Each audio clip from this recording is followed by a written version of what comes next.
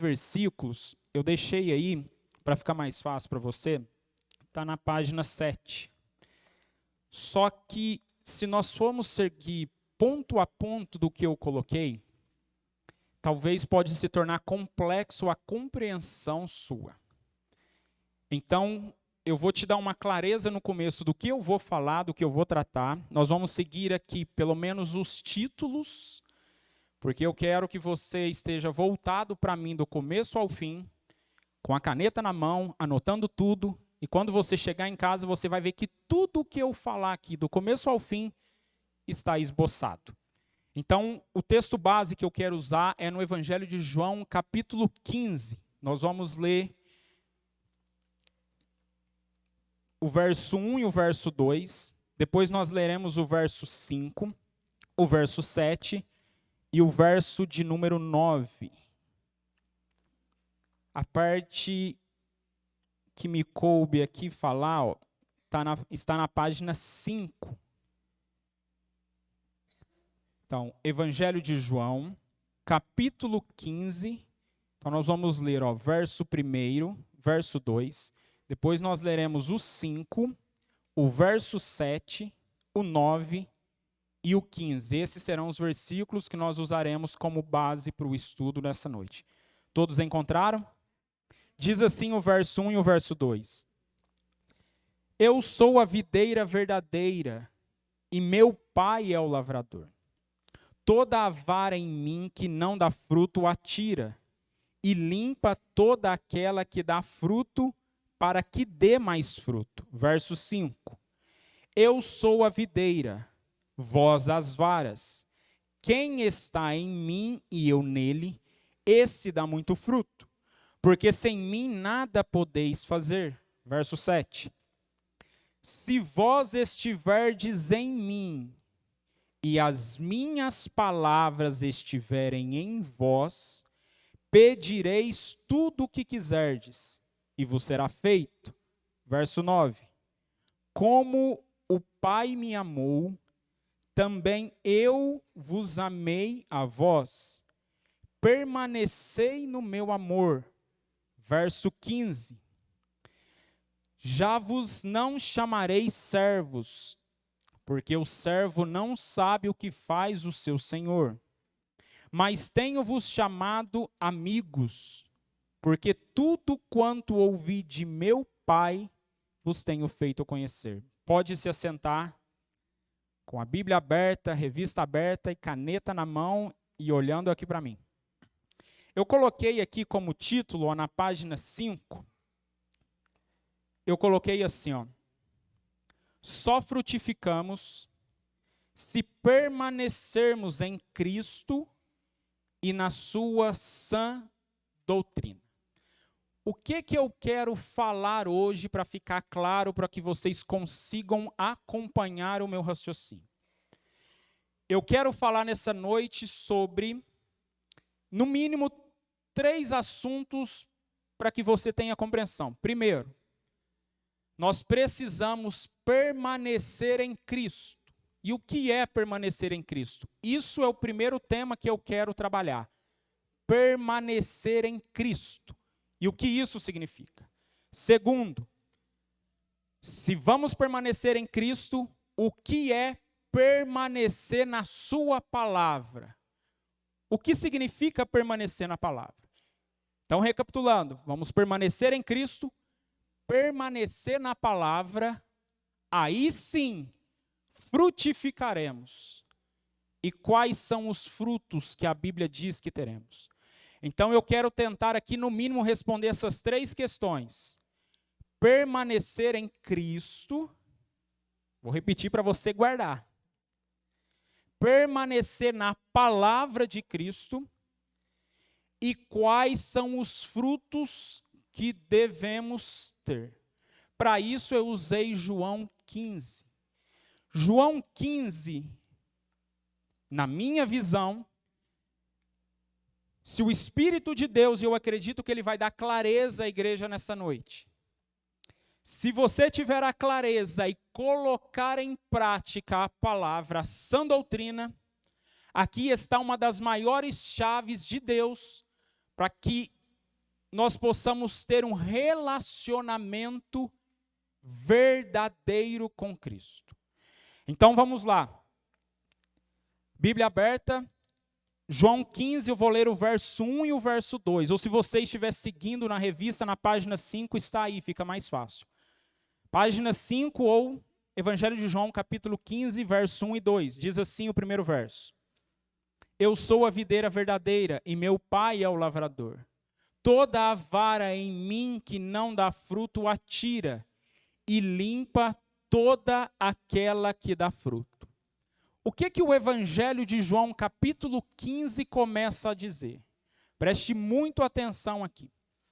O capítulo 15 do Evangelho de João, ele está tratando aqui a respeito de uma videira. O que é uma videira? Para ficar fácil para os irmãos entenderem, bem fácil.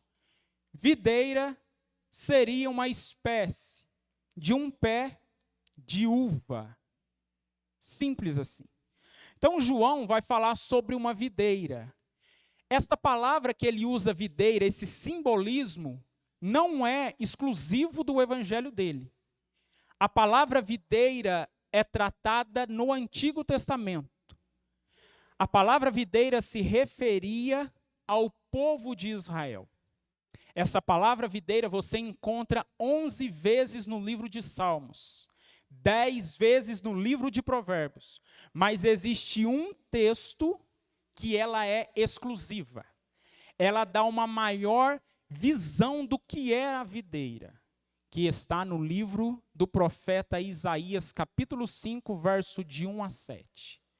Ali o profeta Isaías diz que quem é a videira, preste bem atenção, quem é a videira? Isaías diz, a videira é o povo de Israel. Ora, pensa comigo, se você tivesse um pé de uva, uma videira lá plantada, o que você espera dela? Que ela dê uva, frutos. Sim ou não? Claro. Então, a palavra videira era dita ao povo de Israel, e o que Deus esperava do povo? Que desse fruto.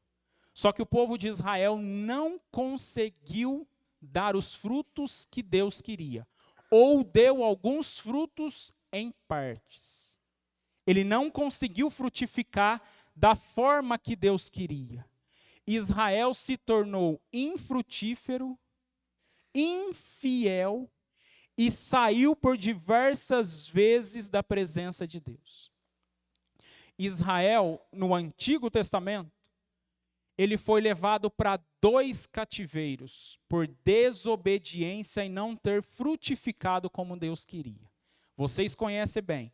O primeiro cativeiro é o cativeiro assírio, que foi por volta de 722 a.C., e depois o segundo cativeiro, que foi o cativeiro na Babilônia, 586 a.C., consequência de não ter frutificado como Deus pediu. Então a palavra videira é um pé de uva. Tenha paciência que nós temos 1 hora para a gente trabalhar para ir clareando, calma. Então a palavra videira é um pé de uva. E Israel era considerado a videira de Deus, aquela que deveria dar frutos, mas não deu fruto, não frutificou. Então, por não ter frutificado, quem aparece no primeiro versículo? Jesus. Olha o que Jesus disse. Eu sou a videira verdadeira e meu pai é o lavrador. Por que Jesus diz eu sou a videira verdadeira? Ele estava fazendo uma comparação com o Israel antigo, dizendo assim, Israel até foi a videira, mas não foi a verdadeira, porque falhou. Mas eu sou a verdadeira. O que Jesus está dizendo? Se eu sou a videira verdadeira, é porque fora de mim não há verdade. Então ele se coloca como sendo aquele que é verdadeiro. Jesus é o verdadeiro. Redobre a tua atenção aqui, porque tudo o que eu vou explicar, de agora até o final, você precisa ter essa base. Aqui é a estrutura do que eu vou explicar. Jesus disse assim, ó, eu sou a videira, meu pai é o lavrador, e vocês são os ramos, os galhos. Então vamos lá. Jesus é a videira.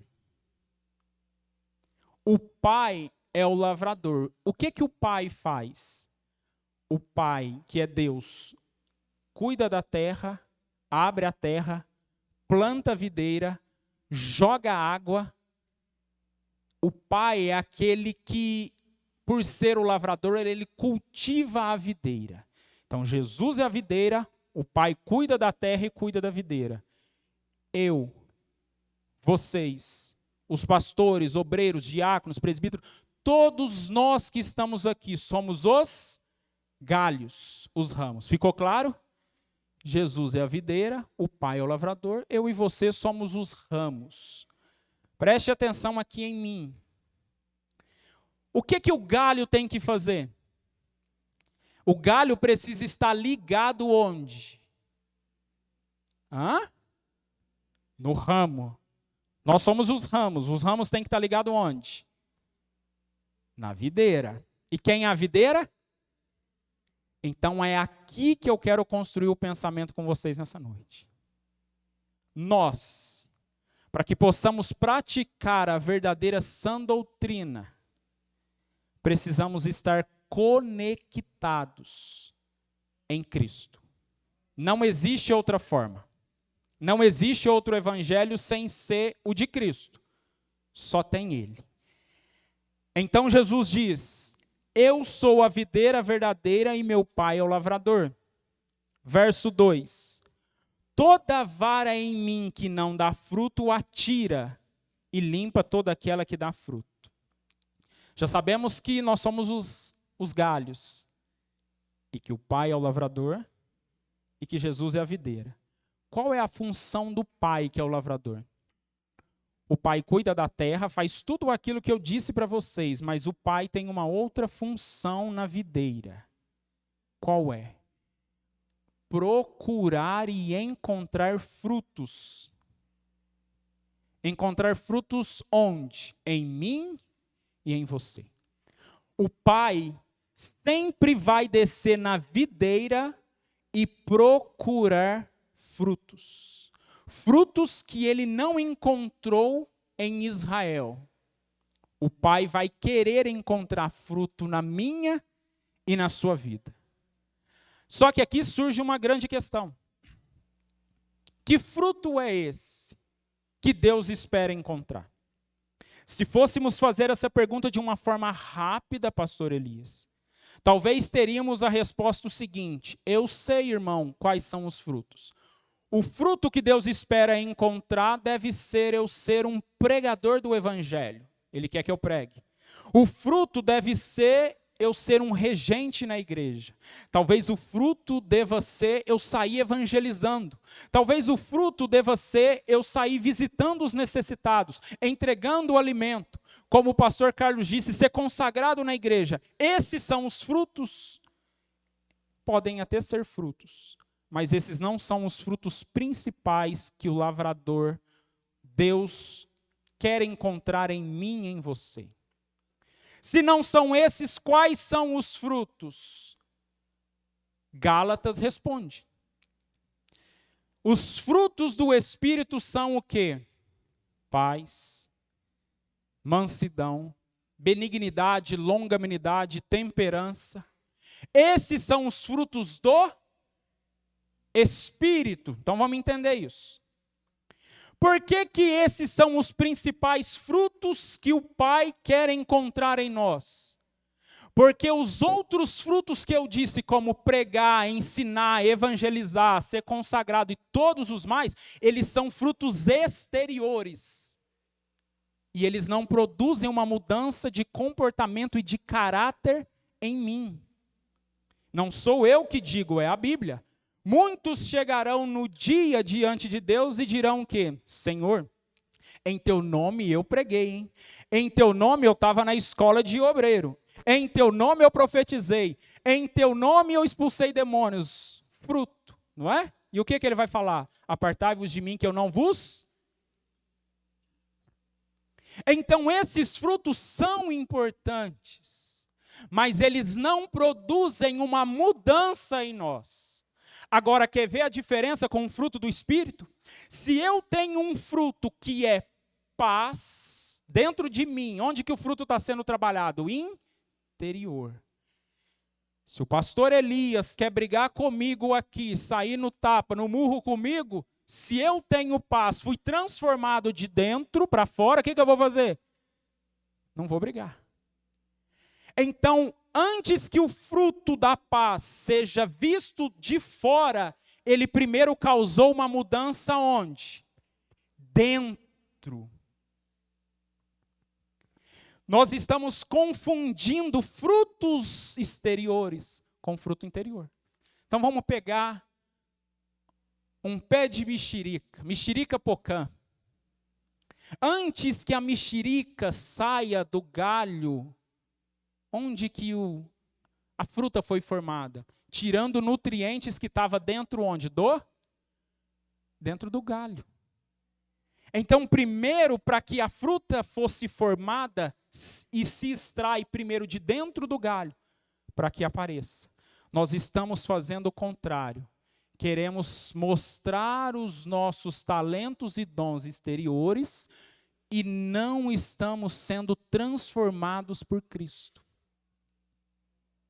As pessoas olham para nós, até admiram os nossos dons, mas quando convivem conosco, falam: você não se parece com Jesus, porque ele não falaria como você faz, ele não daria esse golpe que você deu.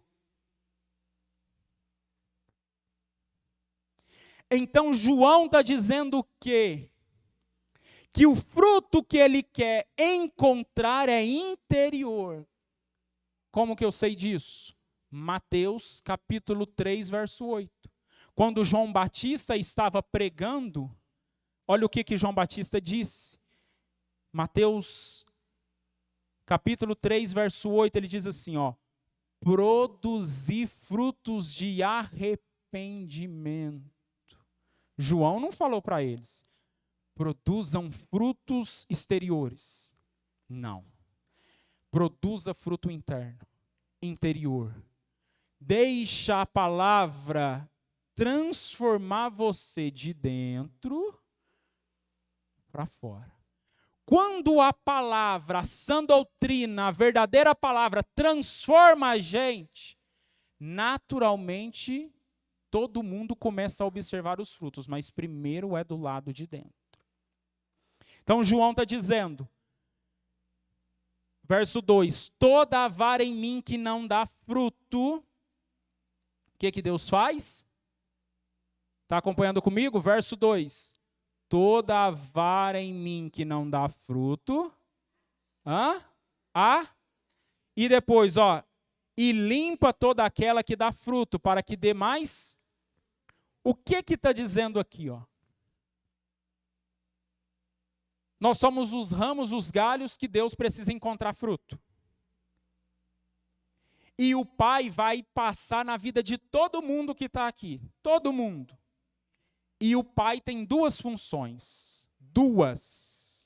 Primeiro, todos os galhos que dão frutos, ele vai podar. É uma poda. Nos galhos que dão fruto. Os galhos que não dão fruto, ele já não poda, pastor. Ele já corta, arranca. Ficou claro? Então vamos lá. Por que Deus vai podar o galho que está dando fruto? Simples. A videira, ela tem uma característica que você precisa pegar, espécie de uma tesoura. E o corte não pode nem ser reto. Ele é em diagonal. Para que a seiva não atrapalhe o crescimento do galho. Então, se você tem um galho que está produzindo uva, de tempo em tempo, o lavrador vai lá e corta. Para quê? Para matar o galho? Não. Para fazer o galho produzir mais fruto. E o que não produz? O que não produz, ele não tem paciência. Ele vai lá e arranca. Então aqui fica claro a primeira lição para nós nessa noite. Se você está produzindo fruto interior, se Jesus já está transformando você, o seu caráter, Ele ainda vai continuar te podando. Hoje eu conversava com a minha esposa lá em casa, antes de vir para cá, e eu falei para ela, sabe como que Deus muitas vezes nos poda? Ele coloca pessoas no nosso caminho para nos podar. Quer ver um exemplo?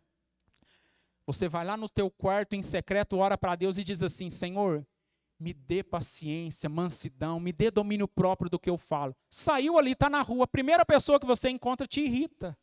Por quê? Para você ver se você está com fruto ou não. Porque se você pede paciência e ninguém te irrita, mas aí não precisa de paciência. Então Deus sempre vai usar alguém ou alguma situação para podar o fruto. Não para matar você, mas para que eu e você, em Cristo, possamos dar mais frutos. E o galho que não quer dar fruto, o galho que não dá fruto, ele arranca. Preste atenção. O galho que ele arranca, talvez você pense, Deus é muito mau. Porque ele vai lá e arranca um galho que não quer dar fruto. Deus não é mau. É o galho que não quis dar fruto. O galho que não deu fruto estava onde? Ligado onde? Ligado onde? Ele estava ou não estava na videira? Ele teve ou não teve a mesma oportunidade do que o outro que deu fruto? Então o problema não é a videira, o problema é como o galho não quis dar fruto, por que tem que ser cortado? Porque se o galho que não dá fruto continua na videira, ele atrapalha a videira e os outros galhos de dar fruto. Ele é prejudicial à videira. Então ele é arrancado da videira.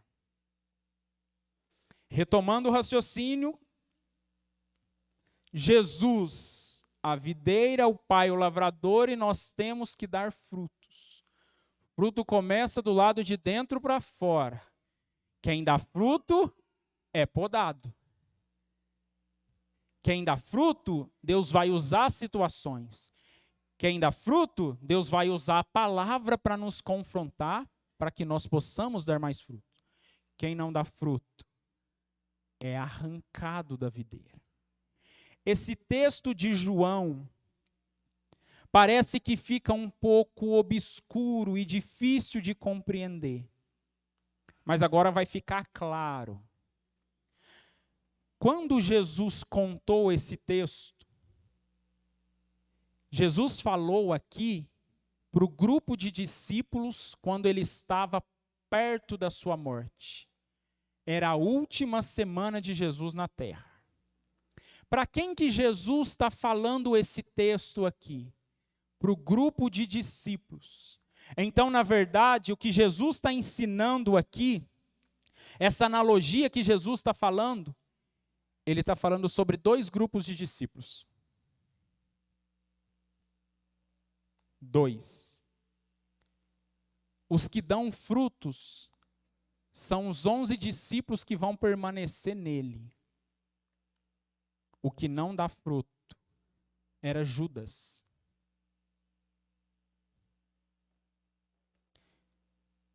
Jesus está falando, aquele que permanece em mim vai dar fruto, os 11. Aquele que não dá fruto será arrancado. Então vamos entender, se o que eu falei de fruto ser exterior se condiz com o que João escreveu ou não. Vamos lá. Judas andava com Jesus. Judas fazia parte de um grupo seleto de discípulos. Ele fazia parte do grupo dos 12. Que privilégio, hein? Além disso, Judas tinha um cargo com Jesus. Cuidava das finanças. O camarada andava com Jesus, fazia parte de um grupo seleto, e ainda tinha um cargo. Era suficiente? Não. Porque ele nunca esteve na videira. Sabe como eu sei disso? Porque um dia Maria, irmã de Lázaro, derramou um bálsamo nos pés de Jesus. Sabe o que Judas falou? Que desperdício.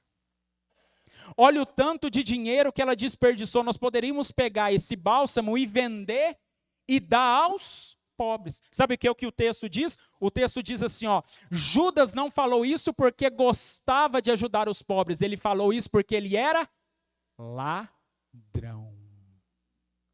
O próprio Jesus disse, olhando para os discípulos, um de vocês é o diabo. Então Judas andava com Jesus. Judas tinha uma função em Jesus. Judas estava no grupo de Jesus. Mas Judas nunca esteve na videira que é Cristo. E é aqui que nós, como igrejas, estamos confundindo vir à igreja, fazer parte de um grupo, ter um ministério, e o que é que nós falamos? Estamos em Cristo. Não, eu estou em Cristo. Só que nós não estamos frutificando. As pessoas não têm enxergado Jesus em nós. Não tem, não tem. Quando Jesus está ensinando isso para os discípulos, nós vemos a diferença entre dois discípulos, Pedro e Judas. Judas é arrancado da videira, não é porque Jesus é mau e queria mandar ele para o inferno, nada disso. É que Judas nunca quis se consertar diante de Deus. Ele teve a oportunidade, andou com Jesus 3 anos nessa terra, mas ele nunca quis. E Pedro errou. E não foi uma vez, não, foram várias. Teve um dia, pastor Elias, que Jesus estava pregando, e Jesus falou assim, olha, eu vou para Jerusalém e vou morrer. Pedro falou assim, de jeito maneira, vai não. Estou contigo, hein, Jesus. Você não vai morrer, não. Jesus olhou para ele e falou que afasta de mim, Satanás. Jesus falou assim para Pedro, Pedro, você vai me negar, Pedro. Eu? Eu vou no monte toda semana, Jesus. O que é isso? Olha o meu nível espiritual. Estamos juntos, Jesus. Eu te negar, jamais. Toda escola dominical eu estou. Sou formado em teologia, tenho mestrado, doutorado, PhD, pós-doutorado. Eu sou um mestre na palavra, Jesus. O que é isso? Eu conheço o Pentateuco de Moisés de trás para frente, hebraico, aramaico, grego, koiné, o que o Senhor quiser. Sou mestre em Israel. O que aconteceu com Pedro? Negou ele. A diferença entre aquele que é podado e arrancado não é pecar. Todos nós aqui temos e vamos continuar a pecar. A diferença é, aquele que é arrancado, ele pratica o pecado. Pedro errou, se consertou lá no mar da Galileia, na praia, e a partir daquele dia, o seu caráter interior foi transformado. Vocês estão conseguindo entender aonde Deus está querendo nos levar nessa noite na palavra? Está conseguindo? Está ficando claro o que o Espírito Santo quer ensinar para a gente? Então, o maior desejo de Deus, guarde bem isso, o maior desejo de Deus não é me fazer um pregador conhecido no Brasil. O maior desejo de Deus não é fazer você ser um cantor e ter a sua cara lá na capa do CD. O maior desejo de Deus não é fazer apenas a sua empresa prosperar. O maior desejo de Deus não é isso. O maior desejo de Deus é nos transformar de dentro para fora, para que quando olhem fala, verdadeiramente é homem e mulher de Deus, porque é correto no que fala, é uma bênção no trabalho, é uma bênção na faculdade. Será que temos sido bênção para as pessoas onde passamos?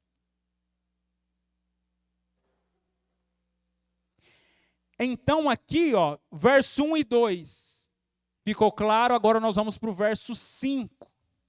Você que acompanha aí na revista, agora eu vou falar sobre a dependência de Cristo. Diz assim, ó, verso 5. Eu sou a videira verdadeira e vós as varas. Quem está em mim e eu nele, este dá muito fruto. Porque sem mim nada podeis fazer. O galho está ligado na videira. Tudo o que o galho precisa está onde? Tudo o que o galho precisa está onde?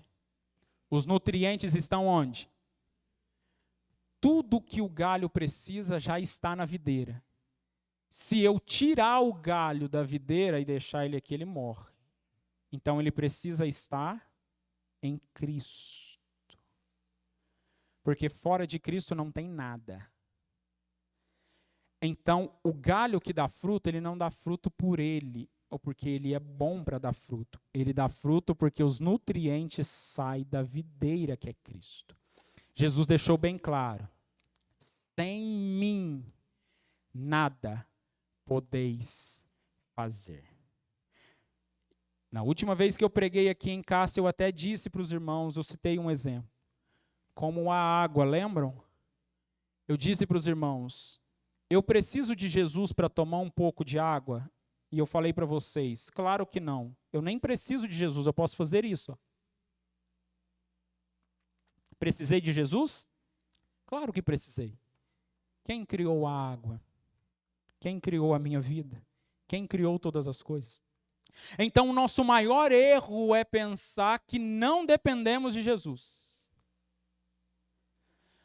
Nós, como igreja, inflamos o nosso ego de não depender mais de Jesus. Até muitas mensagens que ouvimos, entra na internet para você ver, falam de tudo. Falam da sua bênção, da chave do seu carro, do seu apartamento, da sua vitória. Falam tanto de coisa, mas não tem Jesus. Se a palavra aponta para Cristo, onde está Cristo? E falar de Cristo que eu estou dizendo não é colocar Jesus na mensagem, não é isso. Porque eu posso colocar Jesus na mensagem e só falar de Jesus milagreiro. Olha, Jesus está aqui, hein? Jesus está multiplicando pão, Jesus está fazendo isso. Eu estou falando de Jesus, a mensagem é cristocêntrica? Não. Porque eu estou usando Jesus apenas para falar do que ele faz e não de quem ele é. E o desejo de Deus nessa noite é o quê? Colocarmos Jesus como centro da nossa vida.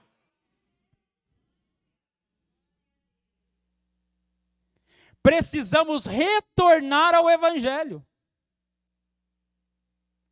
É que quando se prega uma mensagem que não é sobre Cristo, dá muito ibope. Entra na internet, coloca o título assim, ó, como prosperar. Você vai ver 1 milhão de visualização, coloca lá, como ter santidade em Deus, 5 mil.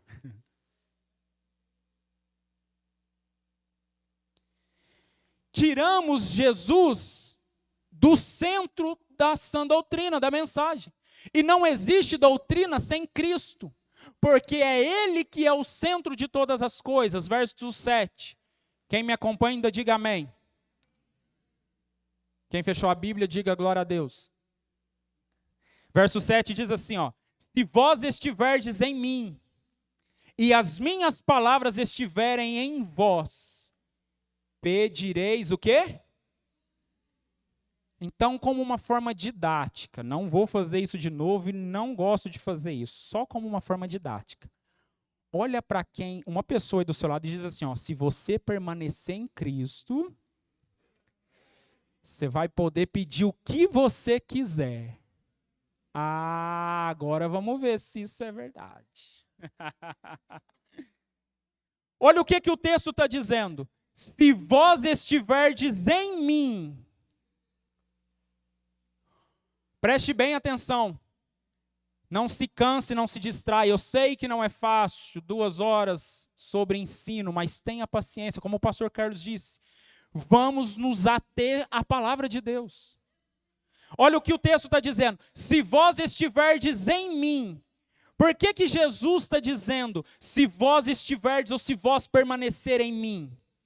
Porque permanecer em Cristo é difícil. Permanecer em Cristo não é fácil. Olha o que ele está dizendo, se vós estiverdes em mim e as minhas palavras estiverem em vós. Aqui está um dos grandes segredos que nós confundimos na nossa caminhada cristã. Sabe qual tem sido a nossa maior preocupação como cristãos? Vir à igreja para frutificar. Frutificar o quê? Aqueles frutos que eu falei no começo. Pregar, cantar, ter cargo e tudo mais, que são importantes. Mas eu estou dizendo de uma outra classe de frutos hoje. O que Jesus está dizendo aqui? Se vós estiverdes em... Qual é a preocupação minha e sua? Sabe qual que tem que ser? Permanecer em Cristo. Você não tem que se preocupar em dar fruto. Por quê? Porque se o galho estiver na videira, o fruto vem o quê? Natural. O fruto vem natural.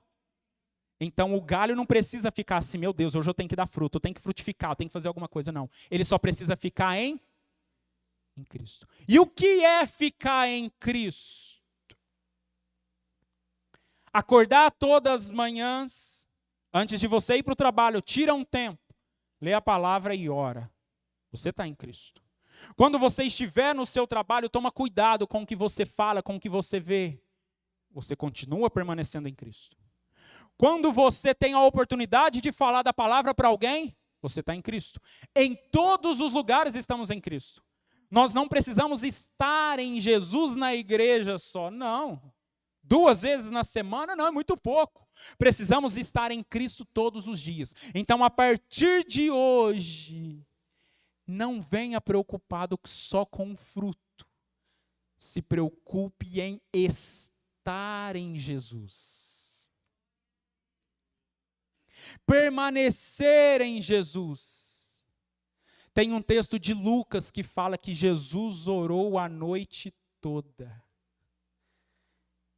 2 coisas me chocam nisso. Primeiro, o Filho de Deus passou a noite inteira orando com o Pai. Segundo, Jesus venceu o cansaço físico para orar, porque ele ficava o dia todo pregando, ensinando. Então você imagina a demanda de Jesus. E terceiro, tem que ter ou não tem que ter intimidade com Deus para falar a noite toda com Ele? Jesus, preste atenção, todos os dias, é a palavra que fala, Jesus acordava de manhã, ó o que ele fazia, ele deixava os discípulos, se escondia aqui, ó, e orava. Todos os dias ele orava de manhã. Quando Jesus terminava a oração, ele chamava os discípulos, ei, vamos lá agora, ali na região da Galileia, olha o que Jesus fazia, ó. O senhor não está enxergando? Enxerga. É paralítico? Anda. Está com pecado? Está perdoado. Por que Jesus gastava pouco tempo para dar vista e levantar o paralítico? Porque ele já tinha permanecido em Deus horas orando. O que nós fazemos? Nós oramos 2 minutos e fica ali o dia inteiro com a mão na cabeça. Ó Deus cura, ó Deus faz isso. Temos que inverter. Passarmos tempo com Cristo aqui, ó, quietinho. Ó Senhor, eu preciso aprender mais de Ti. E vai buscando e busca a Deus. Quando você estiver no campo para fazer, não precisa fazer força. Porque o fruto vem naturalmente. Você já está na videira. Então é ao contrário. Grandes pregadores, eu não tenho tempo para falar, mas acredito que a maioria que conheço. Pregadores do século 17, 18, 19, Spurgeon, Moody e tantos outros. Eles tinham uma intimidade com Deus de 6 a 8 horas só de oração. Eles passavam tempo com Deus. Eles tinham fome de Deus. Quando eles falavam de Deus, os seus olhos brilhavam. Sabe o que é fome de Deus? Sabe aquela criança que fala, papai, hoje eu quero pizza e o olhinho brilha? Nós precisamos voltar a ter fome de Deus.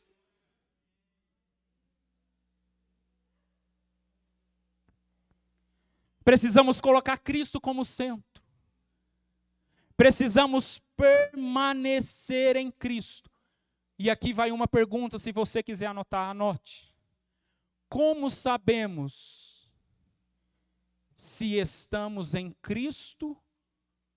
Como sabemos se estamos na videira ou não? Não precisa abrir, apenas marque aí que eu vou ler para você. Primeira Epístola de João, capítulo 3, verso 6, vai nos dar a resposta. Anote aí, como sabemos se estamos em Cristo? E anote aí, Primeira Epístola de João, capítulo 3, verso 6, diz assim: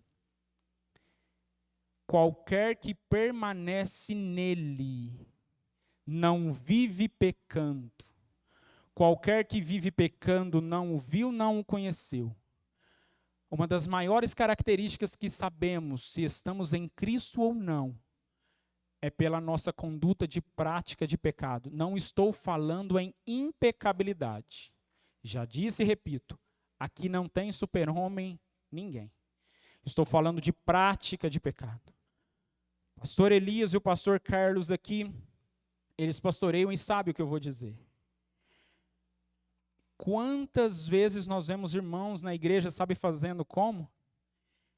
Dentro da cabeça dele, ele acha que está em Cristo, ele acha que já nasceu de novo, ele acha que já teve um verdadeiro encontro com Jesus. Aí tem irmãos que dizem assim, nossa, é só um exemplo. Essa semana vai ter uma balada top aqui na minha cidade. Eu já sei o que eu vou fazer. A balada é no sábado e na outra semana vai ser culto de ceia. Fechou. Eu vou na balada essa semana. Na semana que vem, eu venho para o culto, participo da ceia, me ajoelho na frente do altar, peço perdão, está tudo ok. Eu estou em Cristo. Não está em Cristo. Ele está vivendo confundindo o que teve o encontro.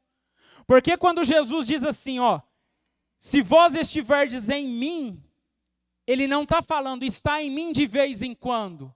Ele está falando o quê? Permanecer não mexe. Permanecer está fixo nele. Então aqui João está nos descrevendo o quê? Que a prática do pecado faz de nós ainda não estarmos na videira. E corremos um sério risco de sermos cortados por Deus. Esse corte não é porque Ele quer nos tirar, não é isso. Eu já disse para vocês.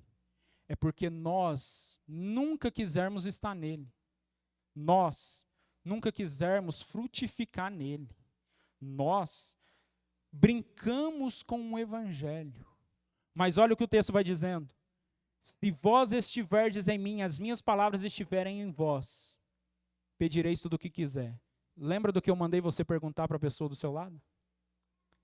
Se você estiver em Cristo, então você pode pedir o que você quiser.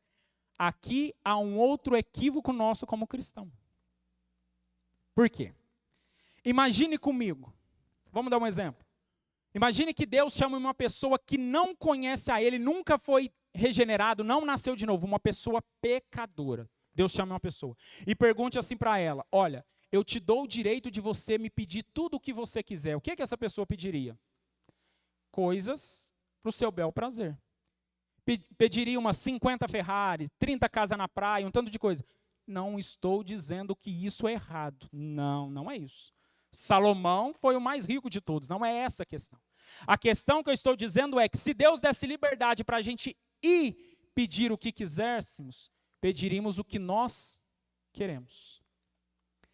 Aqui, meus irmãos, há um grande erro nosso, que o Espírito Santo quer consertar em nós hoje através da palavra.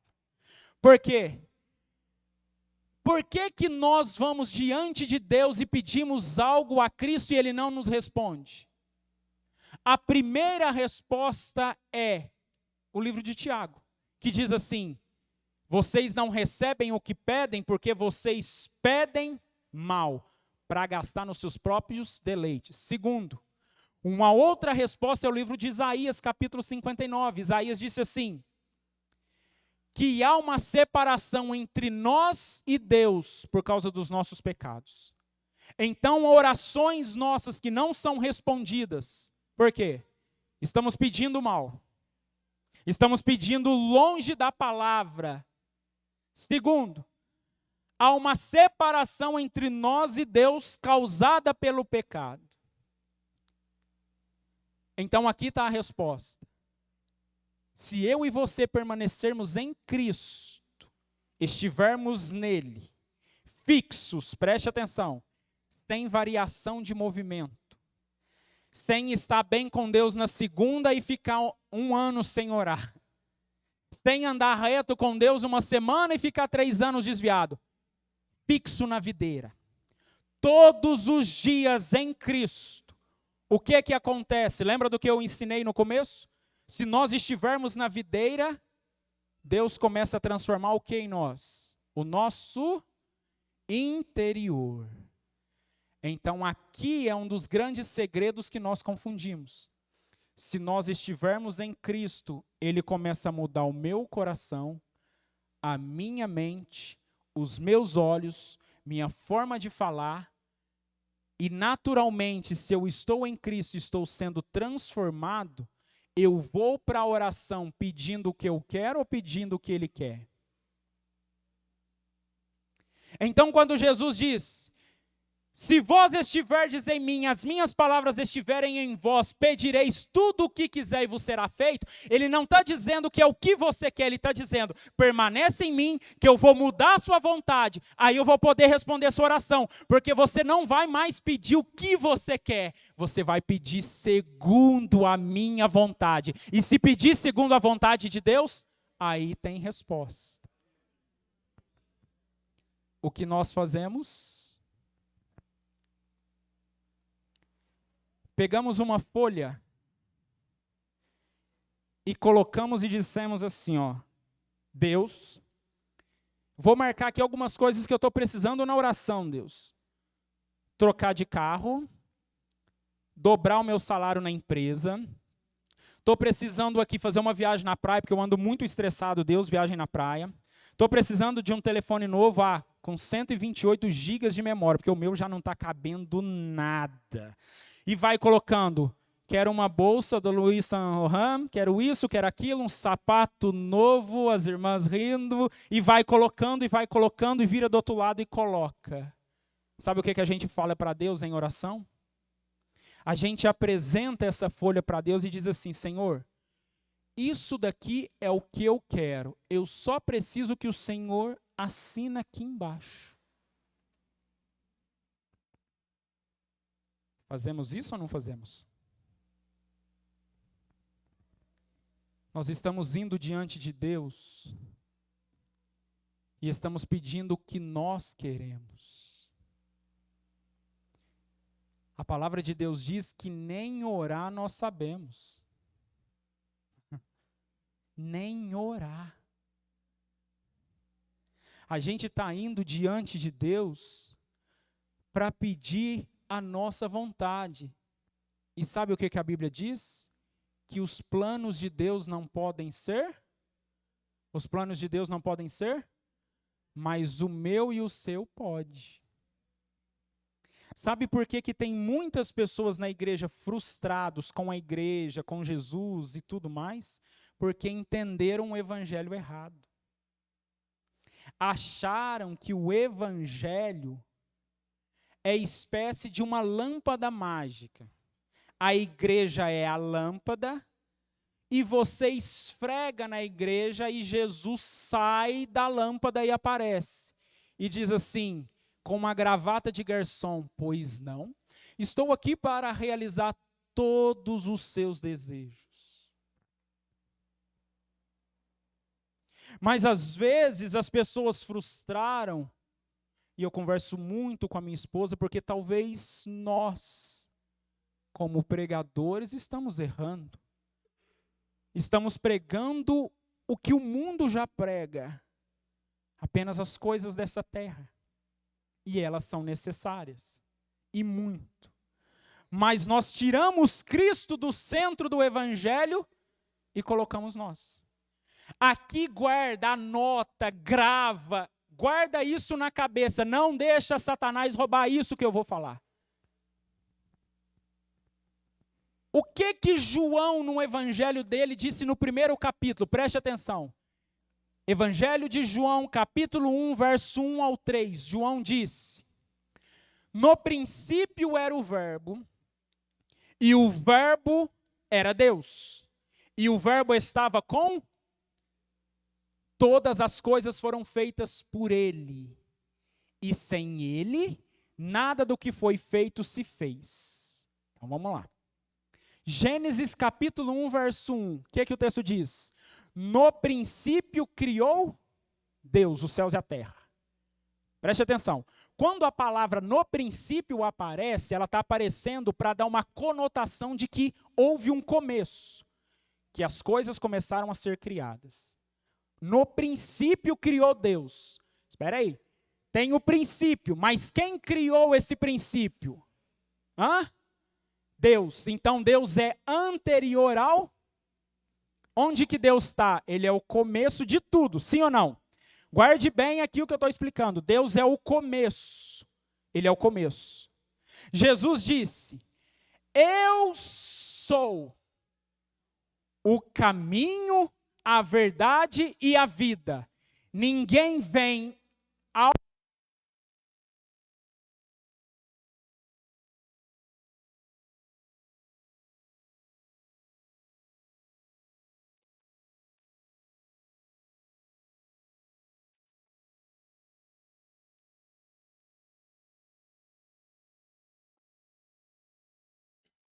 Então Deus está no princípio. Ele é o início de tudo. Jesus disse: eu sou o caminho, a verdade e a vida. Ninguém vem ao Pai senão por mim. Eu vou usar aqui, vem aqui, pastor Elias, como um exemplo. Fica aqui. O senhor está chique hoje de terno. Suponhamos que o pastor Elias é Deus. Deus. E eu não sou bobo, vou pegar o pastor Carlos também para fazer um... Vem cá, pastor Carlos, por gentileza. Fique aqui, por gentileza. Guarde isso. Isso não é uma brincadeira que eu estou fazendo, é para você fixar a palavra. E não deixe Satanás roubar. No princípio criou Deus os céus e a terra. Então Deus é anterior ao princípio, ele é o começo de tudo. João disse que Jesus era o Verbo e ele estava no princípio e ele era Deus. E tudo que foi feito se fez por Jesus. Então Jesus está onde? Junto com Deus no princípio. Sim ou não? O que Jesus disse? Eu sou o caminho, a verdade e a vida. O que Jesus está dizendo? Eu estava no princípio e eu sou o... Então ele está caminhando. Ele está no princípio e ele é o caminho. E ninguém vem ao... Ele não falou ninguém vai, ninguém vem ao... Então vamos de novo, agora vai ficar fácil. Aqui está Deus. Jesus é o caminho para levar para onde? Então tudo começa nele, caminha nele e termina onde? O que nós fazemos? Tiramos Deus do caminho e colocamos nós. Agora o pastor Elias não é Deus, é nós. Certo? Agora é nós. Nossos desejos estão aqui. E agora o pastor Carlos não é Deus. Ele é os nossos sonhos. Guardou? Aqui agora é nós. E o pastor Carlos é os nossos sonhos. Só que Jesus a gente não tirou. A gente até deixou Jesus no meio. Sabe para quê? Para usar ele não para ir para o Pai, para usar ele para alcançar o que queremos. Obrigado, pastor, obrigado.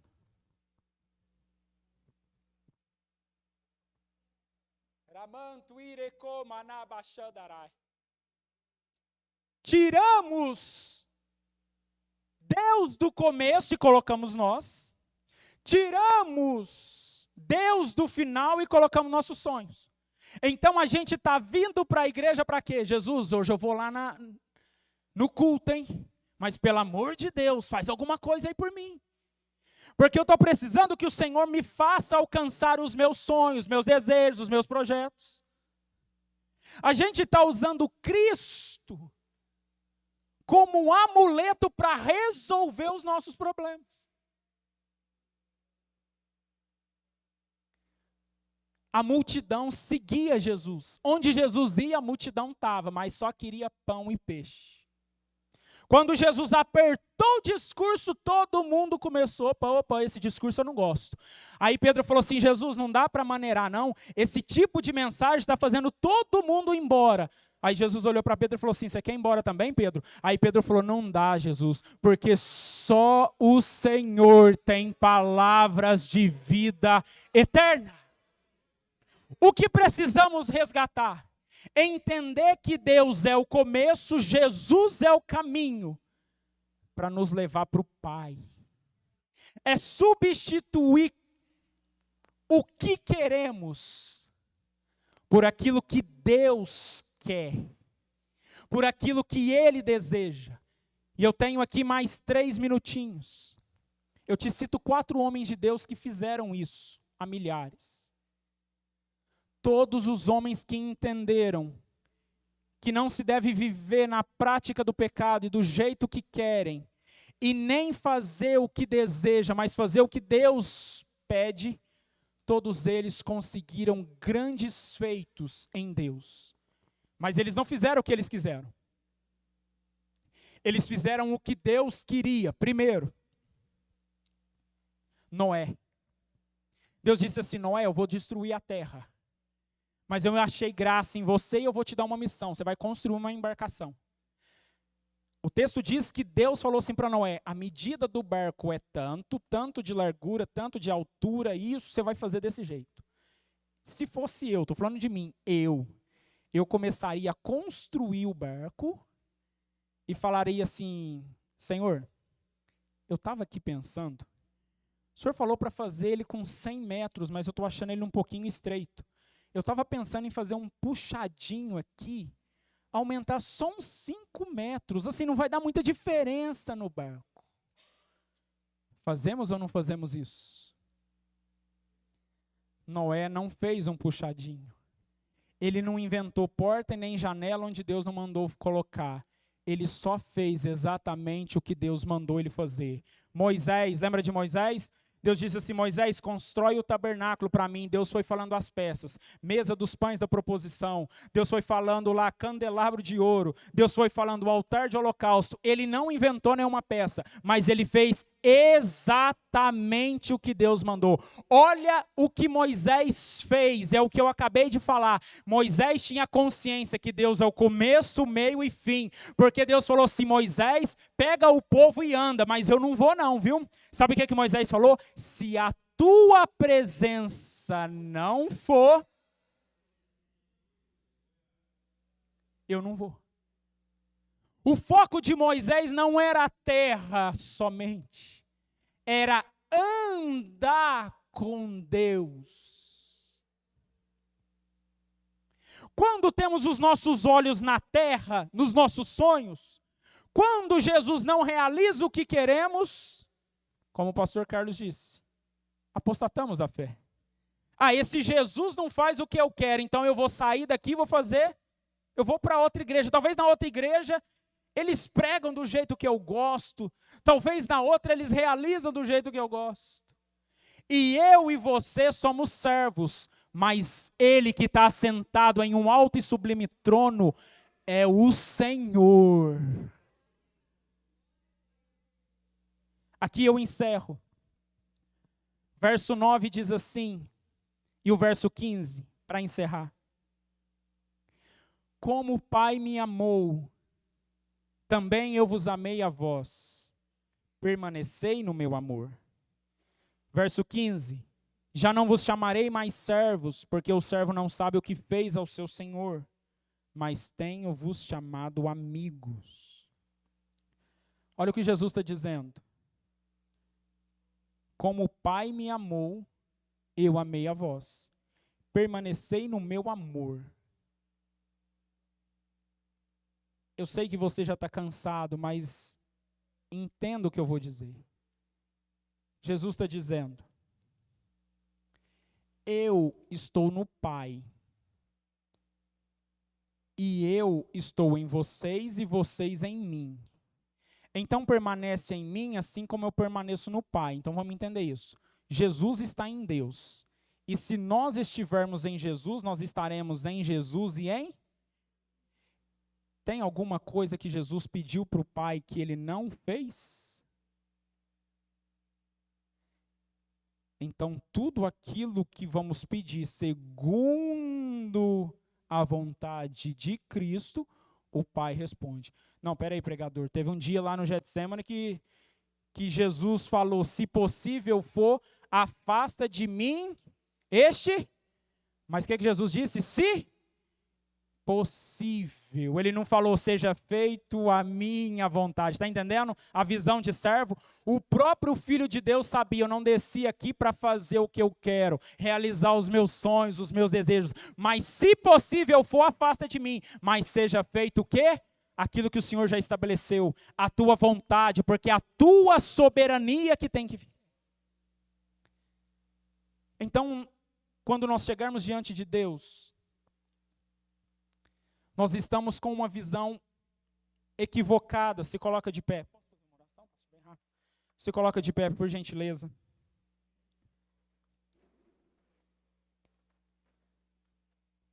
Jesus disse assim no verso 15. Já não vos chamareis mais de servos, mas eu vou te chamar de amigo. Jesus está comparando aqui duas classes de pessoas diante dele. Servos e amigo. Qual é a diferença de servo e de amigo? Simples. Imagine um reinado bem antigo. E esse rei tem um tanto de servo. Como que o servo entra na presença do rei? Ele entra assim, com medo. Ele é um servo.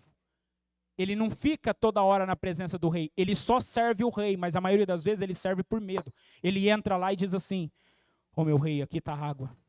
Meu rei, aqui está comida. E já sai com medo. Servo.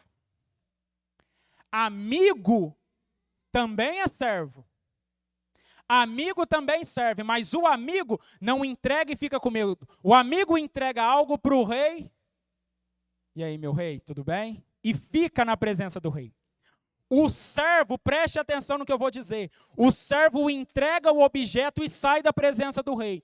Ele não sabe o que o rei pensa, ele não sabe quais são os sonhos do rei, o desejo do rei, ele não sabe nada, o que o rei está pretendendo com o reinado, entendeu? Ele não conhece, porque ele só entrega e vai embora. Mas os amigos do rei servem ao rei, mas convivem. Quando convivem, o que o rei faz? Vem aqui você. Eu tenho que te contar uma coisa, eu estava pensando em ampliar o reino para cá. Estava pensando em construir uma ponte ali. O rei começa a revelar os segredos dele. Nós estamos indo diante de Cristo apenas com atitude de servos medrosos. Porque quem falou que vai ser amigo não sou eu, é Ele. A gente está chegando diante de Deus e fala, ai Senhor, olha, eu estou aqui para orar, mas eu estou com... Ele, o que Paulo escreveu? Entra na graça, entra diante dele o que? Com ousadia, com fé. Essa ousadia não é fazer dele o seu servo, não. É reconhecer a grandeza, a soberania de quem ele é. Mas é entender que ele quer ser seu amigo. Aqui eu encerro. Antes de vir para cá eu estava pensando uma coisa, talvez você já pensou. Quando a gente quer fazer amizade com alguém, o que nós fazemos? Nós queremos procurar o maior empresário da cidade, claro. Quem quer ser amigo de alguém que não é empresário? Nós queremos ser amigo daquele que tem um tanto de contato para abrir porta para a gente, é ou não é? A gente quer uma amizade, embora a gente fale que é sincera, mas no fundo é um pouco de interesse com todo mundo. É o que nós queremos, os nossos desejos como homens, sim ou não? Quem é o dono do mundo? Deus. Quem é o dono do mar? Deus. Quem é o dono de mim e de você? Deus. Ele tem tudo. E para que ele ia querer a nossa amizade? Então a amizade dele não é interesseira, é porque ele nos ama. A amizade dele é porque ele deseja estar conosco. Talvez você esteja aqui e os sonhos, projetos, tudo não realizou. Mas o grande objetivo da caminhada cristã não é isso. É conhecer a videira, permanecer nele. Então fecha os teus olhos e vamos orar. Fecha os teus olhos.